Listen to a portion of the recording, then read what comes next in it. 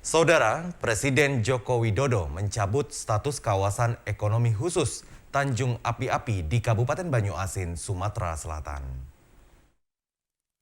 Pencabutan status tersebut tertuang dalam Peraturan Pemerintah Nomor 2 Tahun 2022 mengenai pencabutan Peraturan Pemerintah Nomor 51 Tahun 2014 tentang kawasan ekonomi khusus Tanjung Api-Api.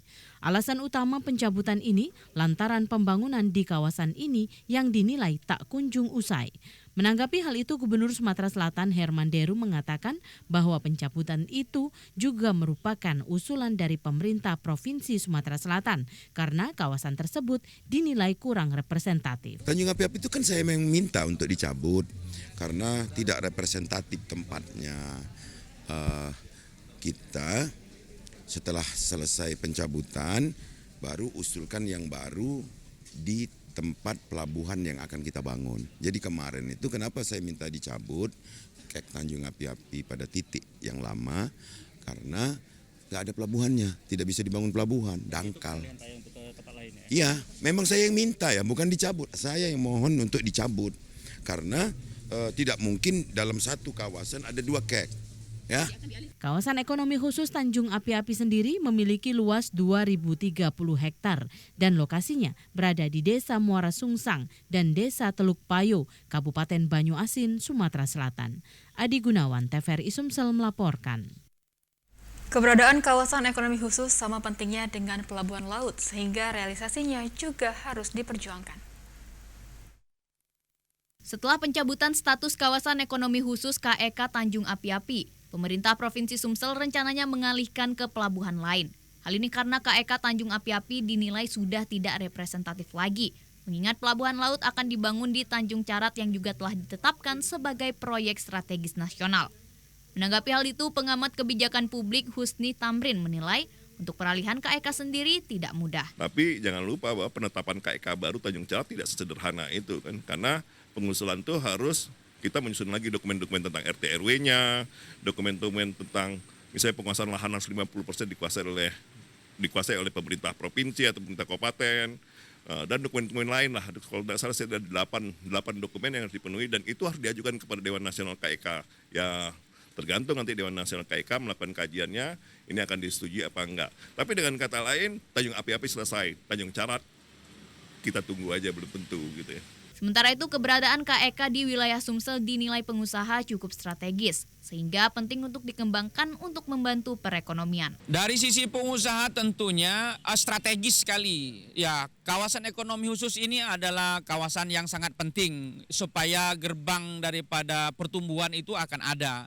Ketika gerbang pertumbuhan ada, tentu akan banyak sekali investasi-investasi baru akan masuk. Di samping kemudian juga pengusaha-pengusaha daerah juga akan urun rembuk dan ikut berpartisipasi di dalamnya ya. Afifah Sari, TVRI Sumatera Selatan melaporkan. Sementara itu, sejumlah ormas dan forum masyarakat di Kabupaten Oku menggelar penggalangan dana untuk membantu Pemkab Oku membayar hutang dan tagihan listrik sejumlah OPD.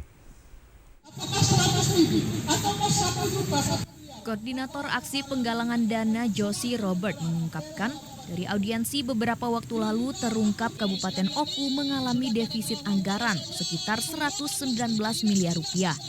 Hal itu disebabkan banyaknya proyek yang diduga dipaksakan.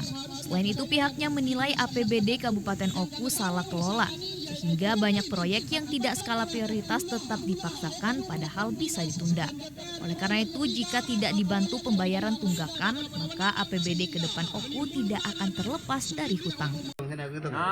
Kami sudah mengadakan audiensi, artinya mencari data mengapa Oku ini sampai defisit begitu besar, 119 miliar yang dapat keterangan kami. Dan kemudian kami mendapat keterangan juga bahwa dinas-dinas di Oku ini sudah 3 bulan menunggak bayaran listrik, dan kemudian DPR Kabupaten Oku juga sudah menunggak 2 bulan bayaran listrik. Nah, oleh karena itu kami terpanggil bahwasanya harus mengadakan aksi penggalangan dana untuk membantu Pemkab Oku ini, sehingga bisa membayar hutang-hutang mereka, baik itu terkait tunggakan PLN, tunggakan di dinas-dinas. Aksi penggalangan dana yang digelar selama 2 jam berhasil mengumpulkan uang Rp573.200.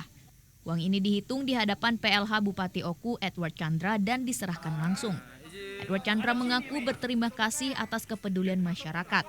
Ditambahkan Edward, tahun ini dirinya berkomitmen memperbaiki APBD Kabupaten Oku sehingga sisa-sisa tunggakan bisa terselesaikan. Pemerintah daerah, terima kasih bahwa ini bagian dari kepedulian dari kalian semua sebagai mewakili masyarakat. Kepedulian atas apa yang mungkin tidak perlu saya sampaikan lah, karena mungkin potretnya sudah bisa dipotret oleh masyarakat. Bagi saya selaku PLH di sini, saya sampaikan kita berkomitmen untuk memperbaiki ini. Saya katakan ini perlu dilakukan penyehatan. Diperoleh informasi pula, Gubernur Sumsel diminta untuk segera menunjuk penjabat Bupati Oku agar pengelolaan APBD di Kabupaten Oku bisa dilakukan secara maksimal serta beberapa kebijakan strategis bisa dilakukan. Retno Wijaya, TVRI Sumsel melaporkan. Pemerintah, DPR, dan Komisi Pemilihan Umum akhirnya menyepakati tanggal pemungutan suara pemilu serentak dan pilkada serentak tahun 2024. Pemilu akan digelar 14 Februari, sedangkan pilkada 27 November. Berdasarkan kesepakatan, Pilpres akan dilaksanakan pada 14 Februari 2024. Waktunya berbarengan dengan pemilu legislatif untuk memilih anggota DPR RI, anggota DPRD Provinsi, anggota DPRD Kabupaten Kota, serta anggota DPD RI. Sementara pilkada untuk memilih gubernur, bupati, dan wali kota diselenggarakan serentak di seluruh daerah pada 27 November di tahun yang sama. 9 fraksi DPR RI secara bulat menyepakati pelaksanaan pemilu 2024 digelar 14 Februari. Ketua KPU Provinsi Sumsel Amrah Sulaiman menjelaskan, tahapan program dan jadwal penyelenggaraan pemilu 2024 akan ditetapkan setelah ada pendalaman lebih lanjut oleh DPR, pemerintah, dan penyelenggara pemilu.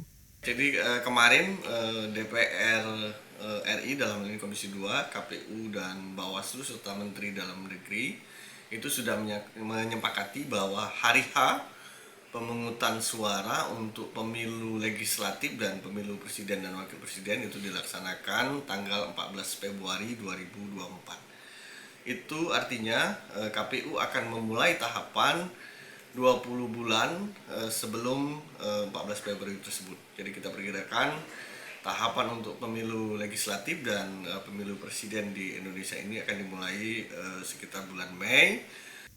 Meski jadwal telah disepakati, pihak DPR RI memberikan sejumlah catatan terkait penyelenggaraan pemilu. Catatan itu diantaranya meminta KPU memastikan tidak ada lagi petugas penyelenggara pemilu yang meninggal dunia karena kelelahan.